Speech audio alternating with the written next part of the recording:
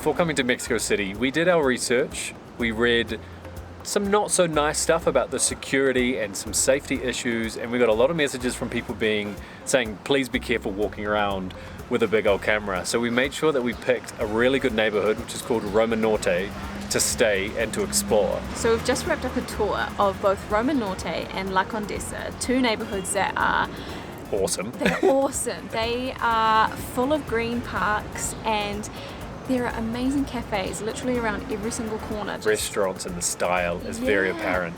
And then also we got to try a little bit of food as well, churros, and also some papitas, which are little crisps with hot sauce and lime on them. Our concerns have definitely subsided, and we're really enjoying it here. So there's quite a few people that showed up for the tour, but only 2 of them were here for the English one, which is Stacey and I. So that's nice and easy. Our guide for the day is Victoria, and we're just starting off in an area called Romita, which actually means Little Rome. I think the biggest stat that jumped out for me that I actually wasn't aware of, but up until the 1500s, Mexico City as a whole was a lake. And then the Spanish arrived and they brought a lot of religion and a lot of, well, mixed things, let's say. And that's when it sort of got drained in some of the newer buildings and sort of developed from that point on. We are going to walk in Roma and Condesa. It will last like maybe 2 hours. Since we are just a small group, we can speak and talk at the same time. This is one of my favorite neighborhoods to go out with my friends, in the night, to speak, because you are going to see there are a lot of little cafes, bars, a lot of places to enjoy. And also the place is really beautiful. We just learned some absolutely crazy history about Mexico City. There's been 2 really critical earthquakes here, but that's probably not the crazy bit, really, is it though? Yeah, well, obviously that's very, very sad, but the crazy part about it is that they both happened on the exact same day. I think it was the 19th of September, but 30 years apart. The first earthquake happened in the 80s, and in the area that we're in, Roma Norte and La Condesa, everyone's sort of started to move out because obviously buildings fell down and it's quite badly affected, I think. And so then after that, artists started, that's very hard to say, artists started to move into the area, and there was this kind of opportunity to come in and just show some flair. And I feel like we hear this story a lot all around the world. It's really sad things that lead to hipster neighborhoods often, but that's set up this environment. There's these cool neighborhoods that we're going to be exploring today anyway.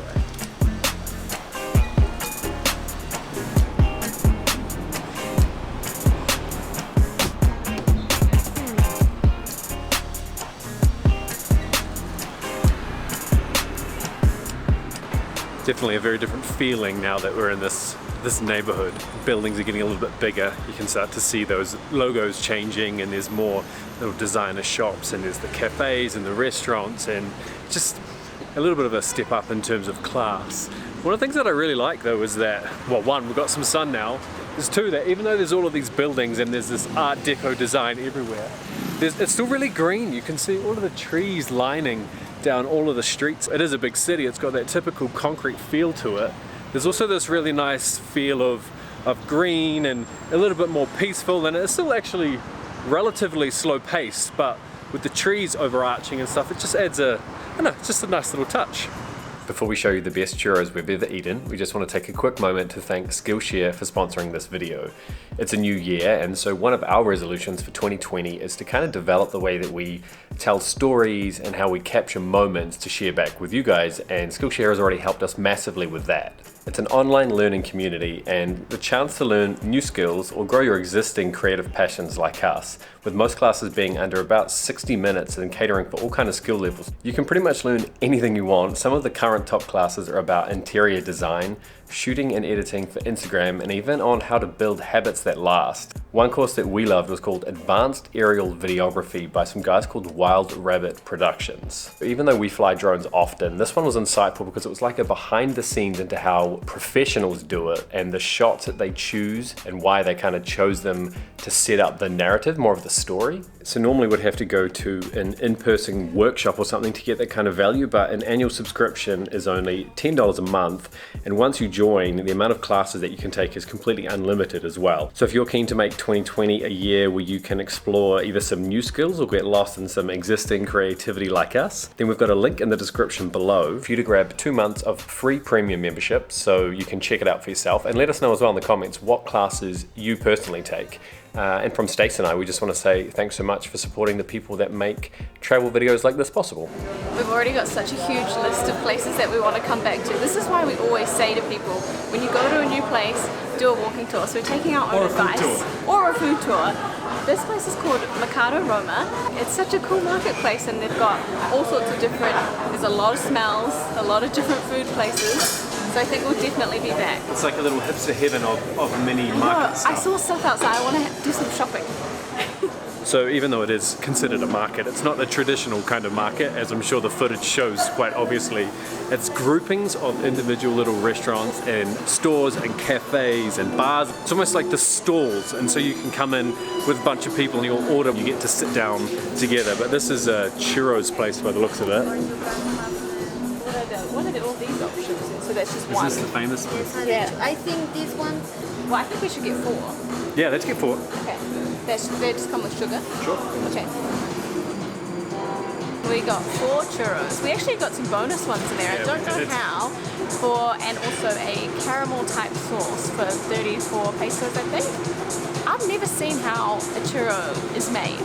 But basically it gets piped out of this big kind of metal tube, and it gets swirled around in the oil, and then they get it out, drain it, and then they just snip it with some scissors before putting it in all the sugar. So cool. I love churros even more now.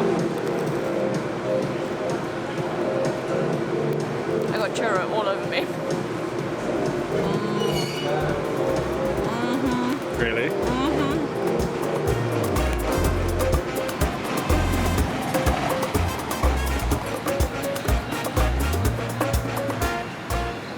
This is a sight that's common absolutely everywhere on the street corners. There's always a mixture of tacos. You've got juice stands like this guy here. This looks like it's hot dogs and stuff, which seems a little bit weird. And you come around on the opposite street corner, or the exact same corner in the different direction, more tacos.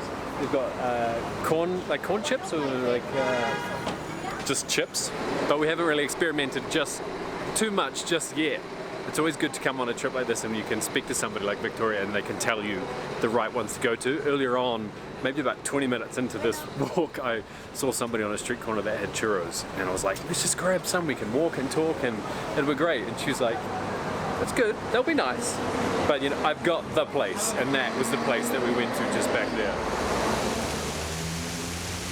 So there's a museum right here, and outside this museum there's a couple of classy little touches, particularly like this little bike set up here, which is, it looks cool, but it literally is just for one single bike. And then they've got this whole area which is for the love locks, which is, apparently there's not really a specific reason as to why they're all lined up on this one corner, but it's always sweet to see the little note saying like together forever and always on there.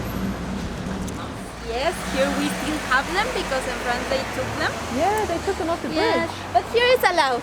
Okay. Here it's allowed. Is it the same kind of message? You put one on, yes, you write the yes, name. Yes, okay.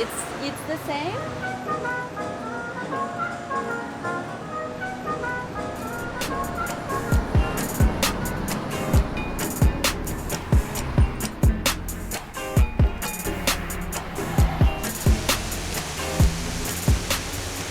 So green, isn't it?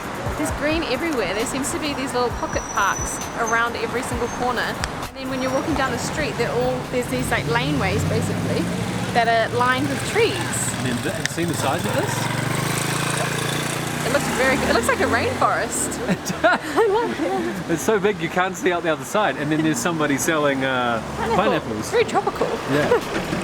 It really is absolutely huge, and we were just commenting on how well kept it is. Apparently the neighbours keep on top of the government and stuff to make sure it stays clean and tidy. It's popular for dogs. It is just absolutely enormous, and there's always fountains as well. You can see the water over the back there. Lots of fountains in and around this area. Están hechos de harina. Y estos tienen queso y estos también chile. Bueno, adobadas. Okay. Chili cheese. These are made with flour, Okay. and these ones have a sauce that is not hot. Okay. And this it's is normal. just original. Yes. Maybe we should just get original. Yes. Original. We've kind of turned this into a bit of a food tour by accident. We keep seeing food and going, oh, can we try that? Can we try that? So we picked up some papitas, which is basically just chips or crisps. We just went with the salt flavor, and they put hot sauce on it and then squeezed fresh lime. I'm scared. We just got like poquito. Small.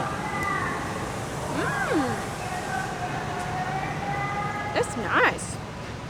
I feel like the lime, you need the lime, because that is a lot of hot sauce. Considering this is a small amount that they've just put on here, I wouldn't want to eat just, oh wow, it's all down there too. You seen this? Wow. So I was reading online, and apparently they also do a lot of dog training here in the parks. So you see the dogs all lined up, and if I hadn't have read about this online, I would have been like, what are they doing? And so there's one person that kind of just tells them, nope, you get back in line, you stay there, and they just have to lie there and wait and be obedient, even with people walking past, filming them, talking to them, trying to pat them and say hi. How cool is that? It's just something that happens in the public park. That is so cool. So the locals, you were saying before, the locals like bring their dogs in, they drop them off for the day, almost like you're dropping them off like at school. daycare. Yeah, and they get training. This is a beautiful park, isn't it? And especially with the leaves all falling and everything.